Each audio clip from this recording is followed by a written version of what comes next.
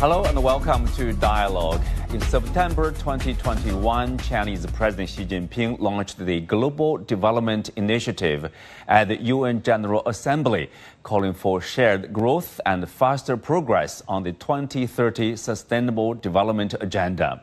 4 years on, as the UN marks its 80th anniversary, the world faces grave challenges and deep uncertainties. Most recently, President Xi introduced the Global Governance Initiative, offering China's perspective on strengthening and improving global governance.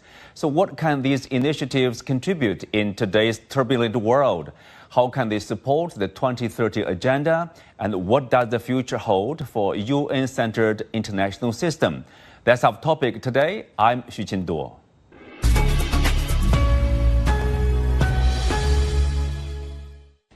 Joining me in the studio, Olga Dzhumaeva, head of Delegation for East Asia of International Federation of Red Cross and Red Crescent Societies, the IFRC, and Qi Ye, Dean of the Society Hub of the Hong Kong University of Science and Technology in Guangzhou, and also Chair Professor of Carbon Neutrality and Climate Change Thrust, and Rodrigo Salvado, former Director General of Operational Partnerships Department at the Asian Infrastructure Investment Bank. We are also joined online by Dr. Toe Wai Wai Naing, consultant cardiologist at Yangon General Hospital. She's a former trainee of the Heart Sapling Visiting Scholar Program. Welcome to the show. Well, Professor Qi Ye, we'll start with you. This year marks, as we said, the 80th anniversary of the founding of the UN, and also it's like 4 years after the Chinese side proposing this global development initiative, and this year, global governance initiative. These are about the Chinese perspective on the development, on governance. I mean, from the point of climate change, which requires international cooperation, how do you see this global governance initiative, when it comes to, equal sovereignty, when it comes to more representation of the global south or developing countries, things like that? People-focused approach, for example? Mm-hmm. Ever since 1987, that was almost 40 years ago when the United Nations released the first report with the title, Our Common Future, and defined this concept of sustainable development. And just about that time, the United Nations formed this Intergovernmental Panel on Climate Change, IPCC. Ever since then, IPCC has released 6 reports assessing the climate change. And 1992 was the first time when all nations under the same umbrella of the United Nations get together in Rio, Brazil, to come up with this common goal for sustainable development and a common principle for common response. The CBDR, common but differentiated principles, that has played so important role. And this year, and we're going to have the 30th Conference of Parties on Climate Change, again in Brazil. And all of this and has illustrated the very importance of an international global organization. That being said, I think this is also a moment to reevaluate what we really need on this very moment of the global situation, where you just mentioned this turbulent world right now. There are a lot of challenges, and at the same time, there are a lot of opportunities. I think that this is a very, very important moment, and we put together all these challenges and opportunities, the role and the need for reforming the global governance. Global governance. And Rodrigo, of course, you are from this AIIB, the investment focusing on infrastructure construction.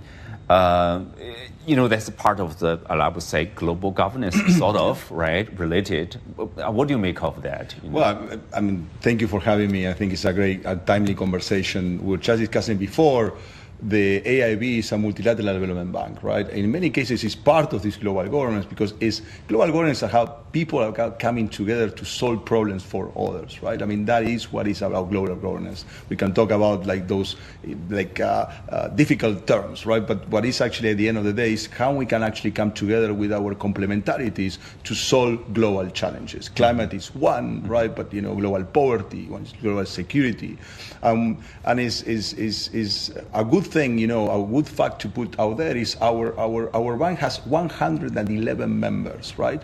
And in times where everyone is talking about division, geopolitical divisions, our bank is actually gaining members. So it's a lot of members that want to actually join that multilateral strength. And the thing is, I always said that our bank is counter-cyclical.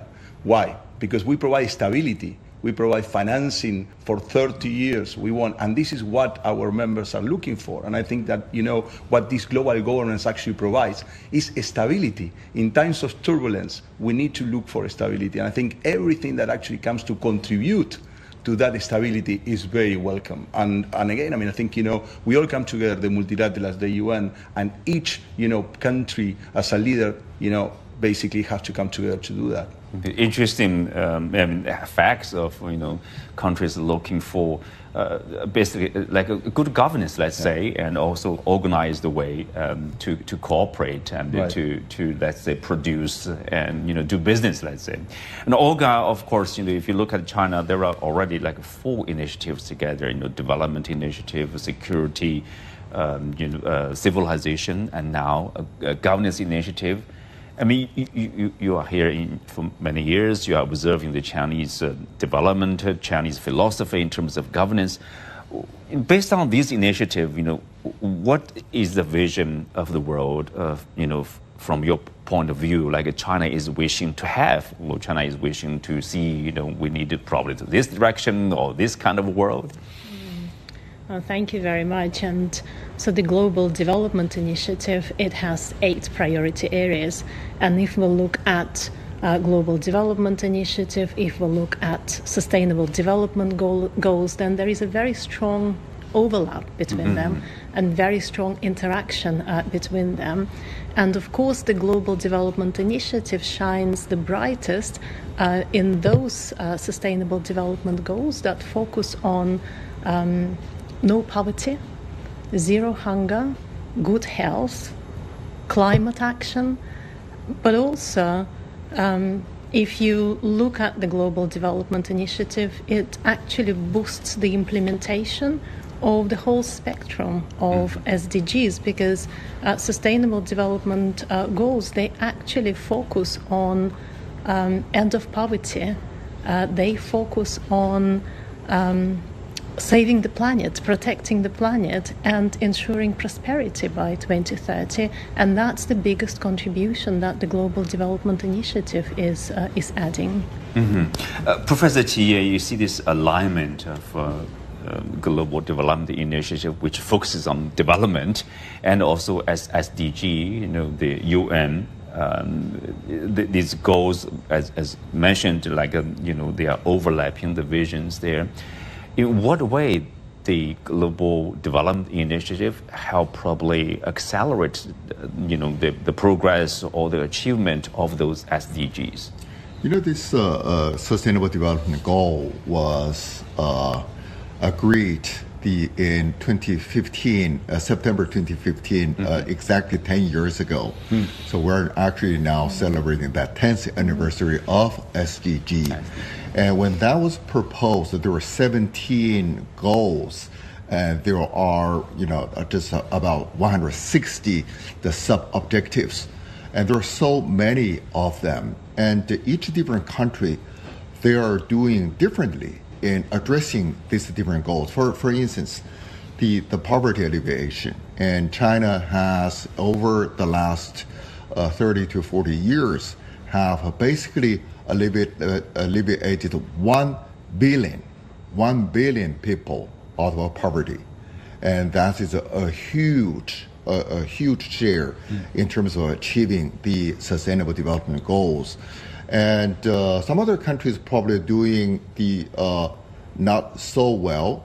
And China, with this Global Development Initiative, putting development first, as the leading goal. I think that's very, very important because when we look at the whole world right now, this is we have many, many challenges, but when we have a solution, we do need development, the economic development, political development, cultural, social development, and to really tackle these challenges.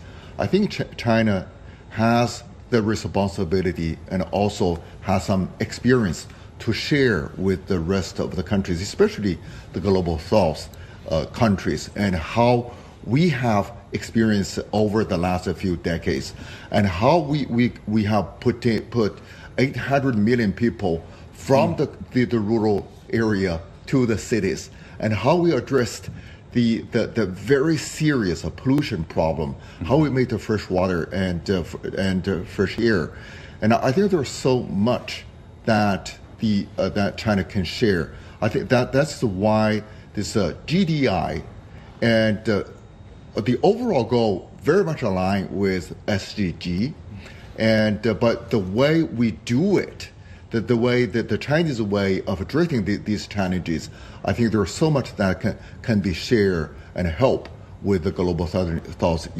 countries. Olga, I know the organization you work for, IFRC, for example, is a cooperation with the Chinese side, the program. In September 2024, so they co-launched this accelerating malaria elimination in the Gambia project, supported, of course, by the Global Development and the South-South Fund, Group Cooperation Fund. So what progress have we made so far, and what impact are you seeing on the ground? Thank you so much for this question and also for highlighting this initiative. And it is a pleasure to discuss Accelerating Malaria Elimination Project in Gambia. As you say, we launched it in September last year, exactly 1 year ago, another anniversary to celebrate. Yes. And we did it together with the Chinese Embassy in Gambia, IFRC, the Gambian Red Cross Society. And so this project is funded through the Global Development South-South Cooperation Fund, so the type of funds you are mentioning, Rodrigo. And it is fully aligned with the Global Development Initiative, and it is showcasing how China is partnering with other developing nations, addressing some of the biggest challenges like malaria. And of course, let me just tell you a couple of words that malaria remains a serious threat in Gambia. So it accounts for top 10 causes of death in Gambia, and it affects and it threatens the entire population. And of course, the particularly heartbreaking it is for children, because it contributes to the under 5 mortality rate of 56 per 1,000 live births. So despite global progress, funding challenges persist, and this is why this funding from CITCO couldn't have come at a better time. And there we're not just providing aid as you were saying, so there is technology sharing, there is experience sharing, and there are also sustainable strategies for a more resilient approach and for the long-term resilience. Now, it's been 12 months that we're implementing this project. There have been a lot of exciting developments and exciting progress. One a standout achievement was our support and our contribution to one of the largest mosquito net distribution campaigns that also moved to extended to Senegal. So through a coordinated cross-border effort. And talking about technology, so we secured 280,000 blister packs of seasonal malaria chemo prevention medicines from China's Fosun Pharma. So, and now these medicines are handed over to the Gambia Ministry of Health, and very soon it will reach 70,000 children aged between 3 to 59 months. And that means reduction of 35% of the national gap in malaria chemo prevention vaccination. So that's a massive impact. And then if we're talking about impact, imagine fewer visits to hospitals, so less pressure on the health system. Imagine happier kids going to school, but also being a parents who do not need to worry about this preventable disease. And maybe just to one last thing, what really is inspiring is that this work is all about sustainability. It is fully integrated into the Gambia National Malaria Strategic Plan. It is contributing to the reduction of malaria cases. It is empowering communities, and also it is a model for global cooperation, inspiring the hope for a malaria-free world. And Rodrigo, like in July 2023, the AIIB and China International Development Cooperation Agency they signed an MOU to accelerate progress on USDGs, with co-financing for projects in climate change, digital infrastructure, and connectivity. So where are we now so far? About 2 years? First of all, I think that we were so proud about that. That was the first of such arrangements that were done between a multilateral development bank and SIDCA. And that shows, as I was saying before, right, the catalytic and the complementarity, right? Because it's not the same same type of money that these two things are bringing. As I said, SIDCA or China is bringing that sort of a specific catalytic, free, resources that, can help us to go further, right? So in times where resources are getting less, no more, right? I mean, we need to stretch every dollar we have, right? So the capacity for us to leverage each dollar to say, for each dollar of that SIDCA money, we are going to convert it into 75, right, to actually help people is very important. So that arrangement was established that we were going to access up to 100 million of grants, right, from SIDCA to actually blend with resources from the bank. And so far we got already one project in Tajikistan, which, as I said before, is a $2.2 million grant that is actually for a bridge and connecting markets in Tajikistan. But not only that, I mean, the money from SIDCA actually is helping like the women communities around that bridge to actually develop, right? So, because again, infrastructure is about economic development. You mentioned at the beginning, right? I mean, this is about connectivity, connecting people to market, because, we need to give them the means to actually get better. First, they have to be healthy, to be productive, but then they have to be, they have to have the means to actually be productive and then go to the market. So, but in many cases, we need to take care of the most disadvantaged. And in these cases, women, in many cases, not only are the most disadvantaged, but actually they're more productive. Right, so this actually helped us to do that. So, and now I'm very happy to tell you also that we are looking into another 5 projects, right, with SIDCA that we hope to get, funded between this and next year. And again, we hope that that money can leverage up to $1 billion, right? I mean, it's $1 billion. All these things, there's a lot of resources, and again, it still is a drop in the ocean. So we need more of these partnerships. Again, when we talk about global governance, we are talking about that. Let's come together, let's get together to solve people's problems, right? Right. Let me bring in Dr. Toe from Myanmar. Dr. Toe, you have been listening to, what we share about the development of the efforts and the cooperation in dealing with, poverty, eradication, health issues. I wonder, what's your observation? And also you are, we mentioned the CIDCA, the China International Development Cooperation Agency. You were on this program, the Hart Sapling Visiting Scholar Program, and last year, actually, right? Share with us some of your experience. Yes, I've actually, to be honest, I have no idea about the DDI program before. But for last year, my Ministry of Health introduced me about the heart sampling program, about the training in the interventional cardiology.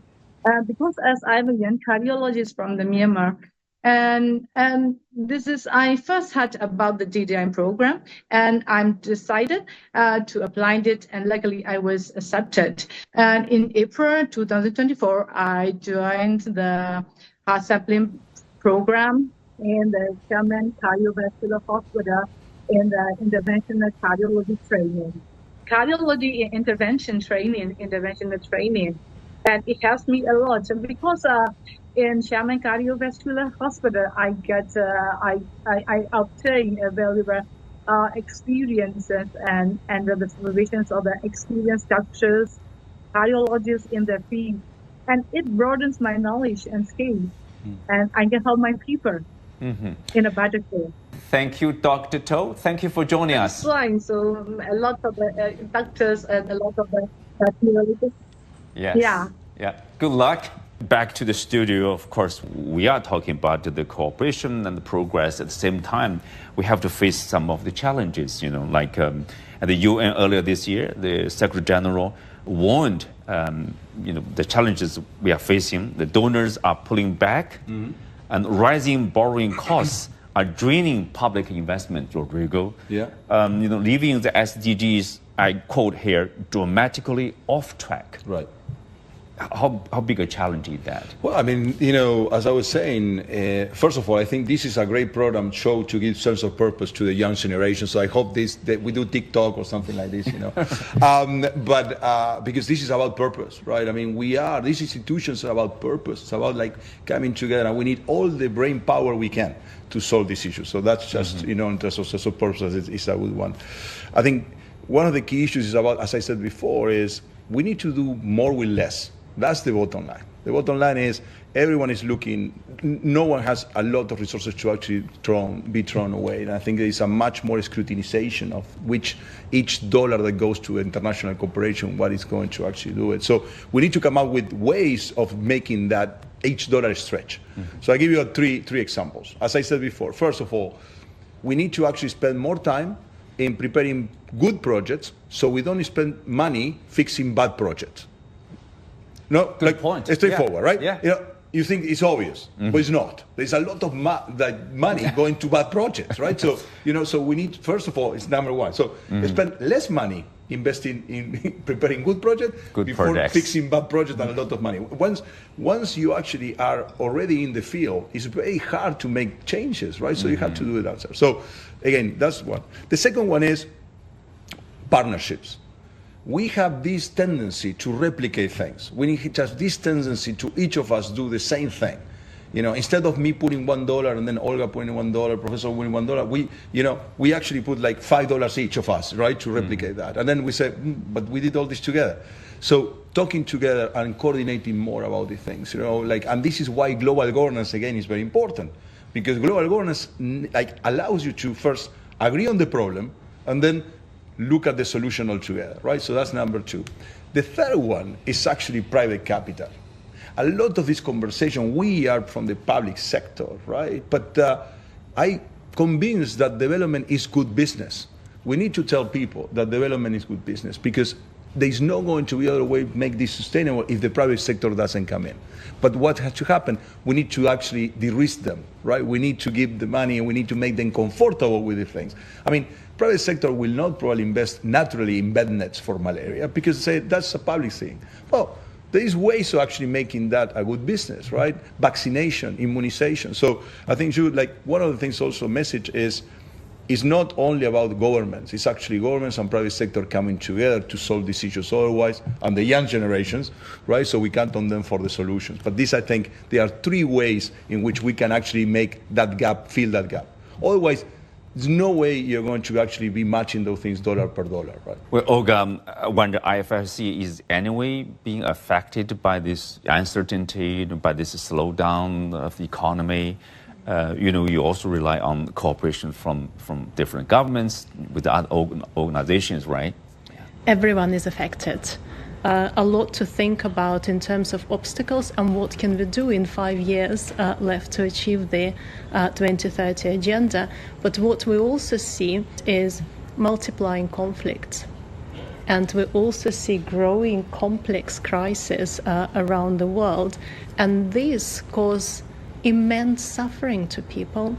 But what we also see is that they restrict humanitarian access.